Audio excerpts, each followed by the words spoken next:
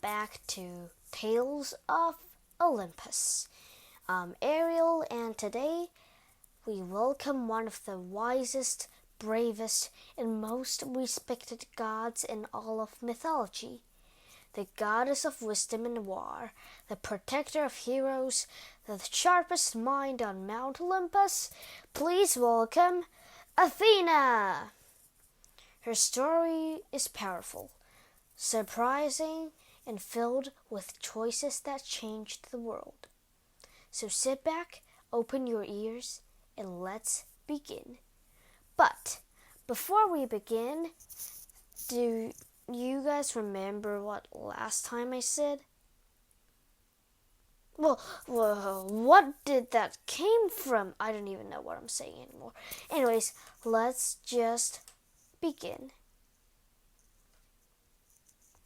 Long before Athena ever opened her eyes, there was a titaness named Metis, like we talked about before in the last episode, the marriage of Zeus and Hera. She was one of Zeus's lovers. Metis was clever. She wasn't strong like Atlas or loud like Cronus. She didn't want power. Metis was clever. She was the titaness of deep thought and wise counsel. And Zeus loved her.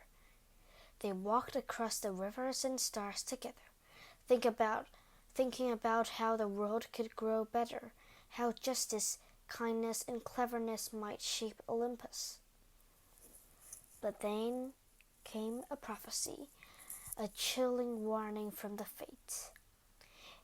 That just meant if Metis bears a child, that child will be greater, stronger, smarter than its father.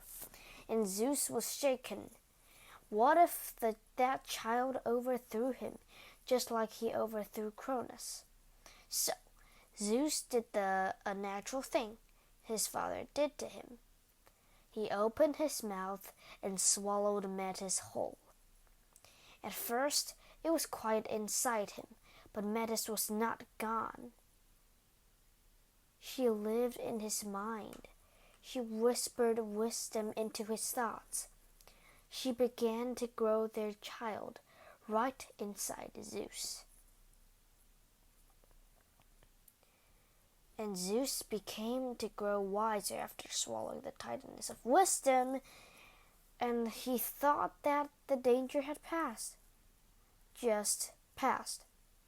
But one day, he was walking across Olympus, when suddenly his head started to throb. At first it was a little, then more and more every day. A pain so sharp, it felt like the sky was splitting. Zeus groaned. He shouted. He called the gods. "Arr! What is this thunder in my head?" Hephaestus, we'll just talk about him in later episodes and his birth, which is quite a sad story. Anyways, Hephaestus rushed to help, holding his mighty hammer. Zeus shouted, "Just do something! Hit me! Split my head if you have to!" And then, wham! Hephaestus struck Zeus on the forehead, splitting his head into 2 pieces. And from Zeus's head leapt Athena. She was fully grown, dressed in gleaming gold armor, holding a shining spear and letting out a battle cry that echoed across the heavens. "I am here. Let justice rise." The gods were amazed. Athena was calm, strong, and wise, born not from pain, but from thought. She became the goddess of wisdom, war strategy, crafts and weaving, justice, and heroic courage. Zeus, instead of fearing her like he used to, grew to love her deeply. She became his favorite child, the only one he trusted with his shield. shield, his thunder, and his plans. That's a pretty big achievement, if you ask me. I mean, Zeus has probably over 100 children, or 1,000. So, being a favorite child must be pretty amazing, or not. I mean, I'm not Athena, because if I were Athena, I would probably think, oh gee, I have to do everything. Well, no offense to the gods up on the skies, and, well, whatever. And now you need to hear the story between Athena and Arachne.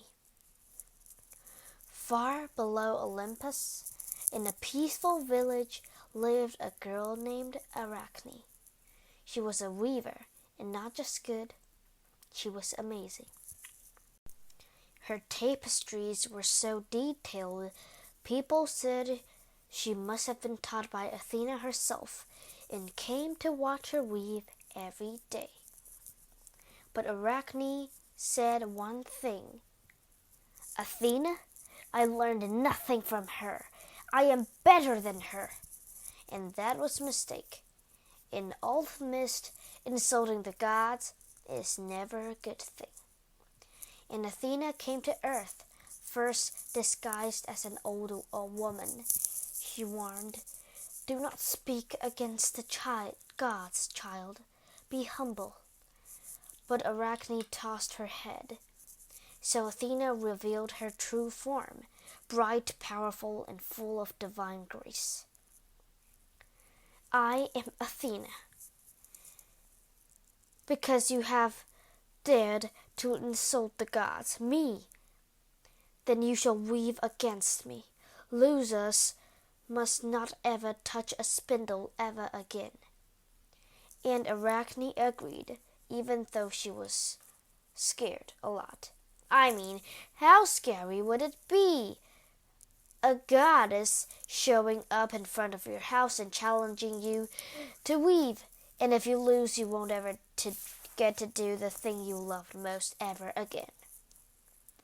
Arachne's tapestry was flawless. She weaved stories of the gods being foolish and unfair. Athena's was perfect too, showing mortals who honored the gods and were blessed. But in the end, Athena looked at Arachne's work and admitted that Arachne was good. Not because it was ugly, but because it was true. It was truly wonderful. But since the judge was Zeus, Zeus was angry that Arachne has weaved such horrible things about him. And so Zeus made Athena the winner. Then Arachne was so sad that she tried to kill herself. Feeling merciless for the young Arachne, Athena did not destroy her. Instead, she told her, "You will weave forever, Arachne. I would forgive you if I could, but an oath made with the gods cannot be reversed.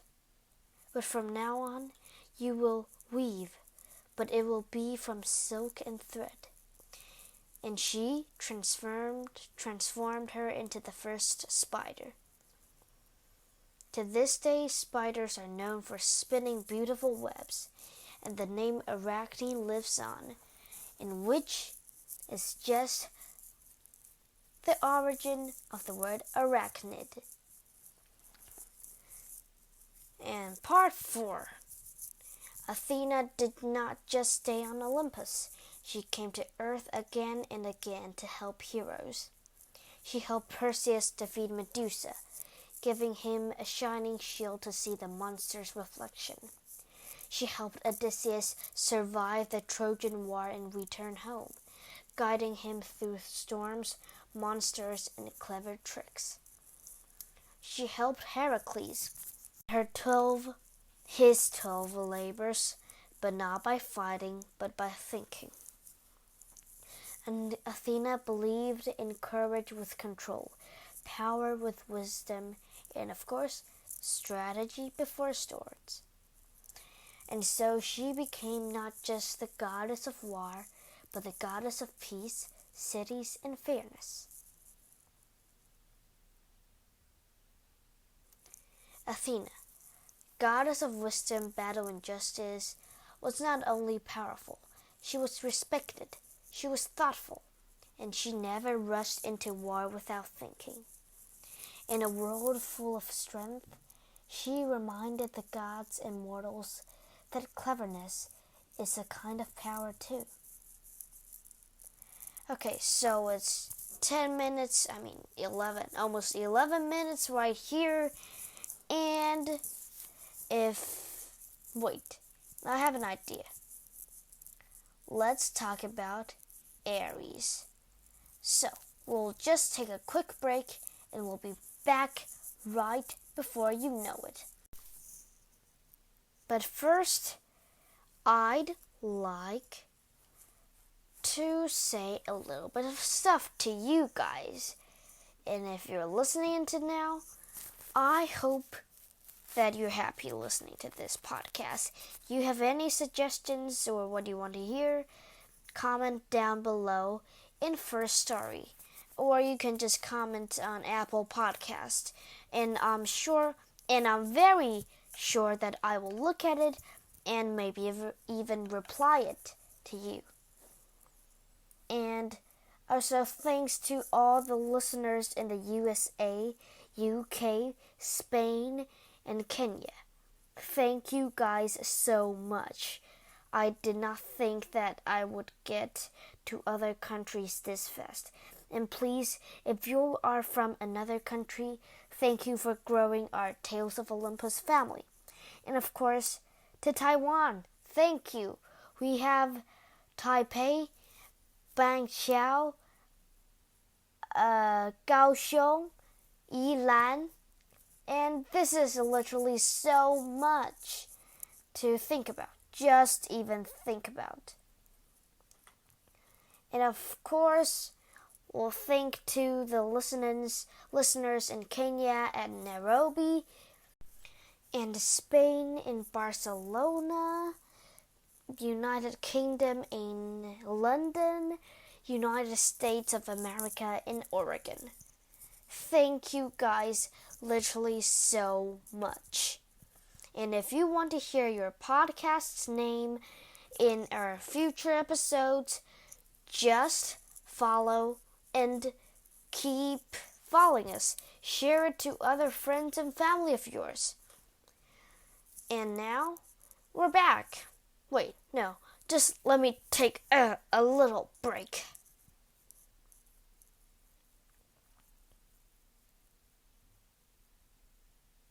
Well, that wasn't so bad.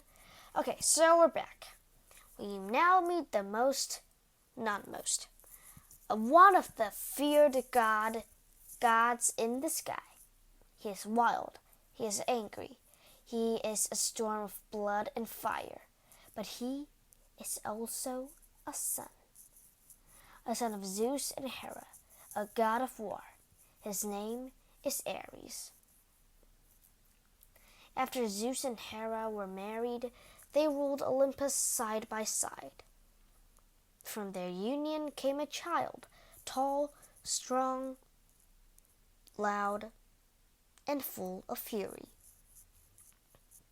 Ares, the god of war. He was not a god of peace or planning, not like Athena, who was also a goddess of war, but in the intelligent way, the strategic way. Ares was the spirit of chaos and battle. He loved the smell of blood, iron, the roar of warriors, the clashing of swords. But not many gods liked him. Even Zeus once said, "You are the most hated gods of all, for you love battle for no reason and love a bloodshed."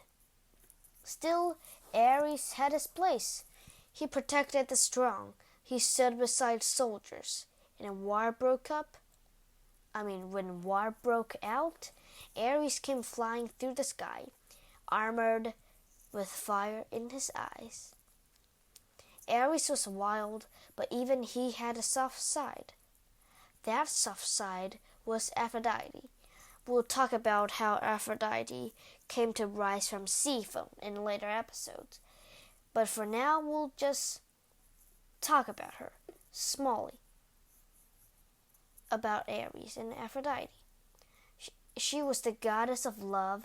She was married to Hephaestus, but she never once loved Hephaestus. She was in love with Ares. Their love was secret at first, meeting in dark corners of Olympus, but they were not careful. One day, Helios, the sun god, saw them together. He told Hephaestus. Hephaestus, clever and hurt, forged a trap, an invisible net. He placed it around his bed. And when Aphrodite came home that day, he told her that he was going on a vacation and wouldn't be back till next week.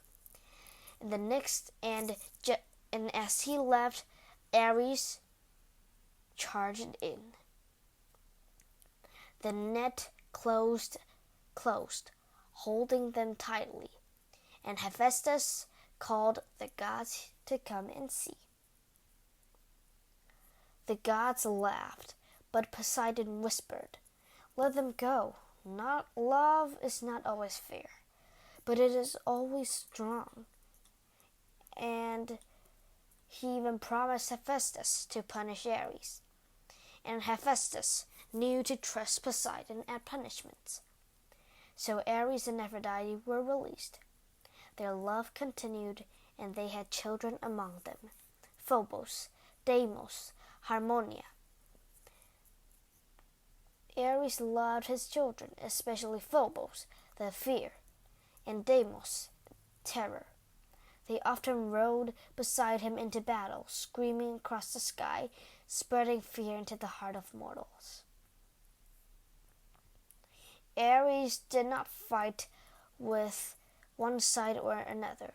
He fought with whoever he liked it more. During the Trojan War, he sided with Troy.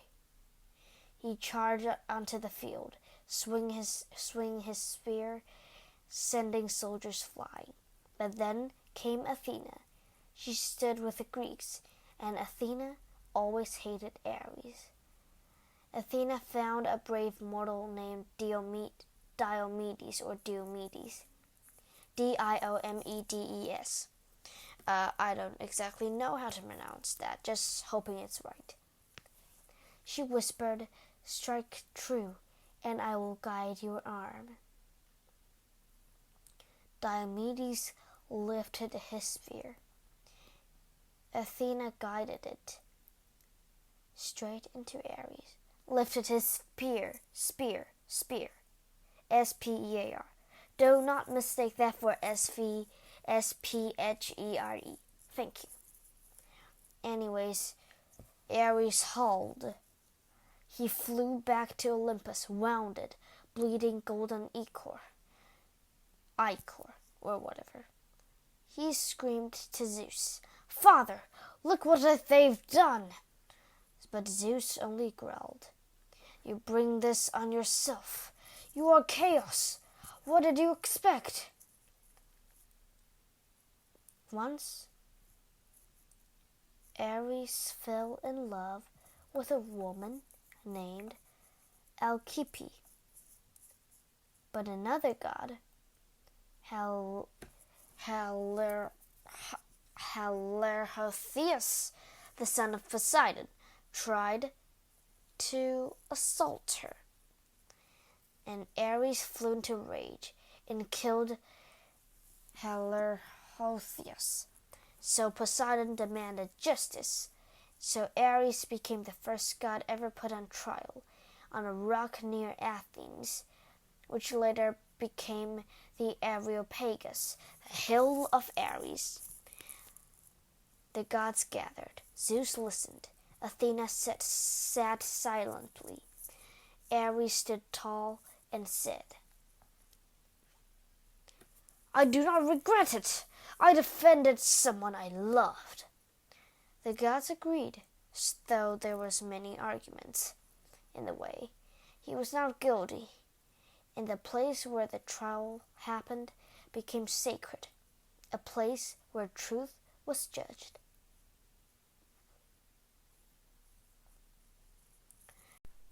Ares was not gentle, he was not wise, but he was a god of power.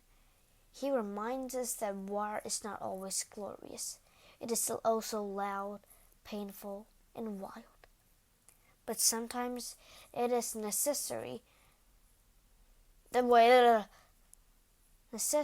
defend what we love. And that is why soldiers honored Ares. They prayed not to win, but to survive. So that is the story of Ares and Athena, the god of war and the goddess of wisdom. Both were worshipped by the ancient Greeks. Also, if you guys ever know someone in a different state, tell them about this podcast. A different country, a different state, a different island. Please tell them. Next time, we'll meet his brother, a god of metal, fire, and invention, Hephaestus. But Hephaestus is probably not going to be in the next episode. Hopefully next episode I can talk about Percy Jackson. And if you haven't read it, then go read it now. It is the wonderfulest novels I've ever read in my whole life. So, thank you for listening to Tales of Olympus. Don't forget to follow and tell a friend who loves myths. See you next time, Heroes of Olympus! And a big shout out to Victoria and Ellen. Woohoo!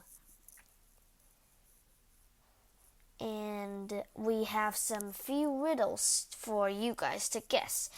If you don't answer, that's fine. Just think about it. We'll say the answers next episode.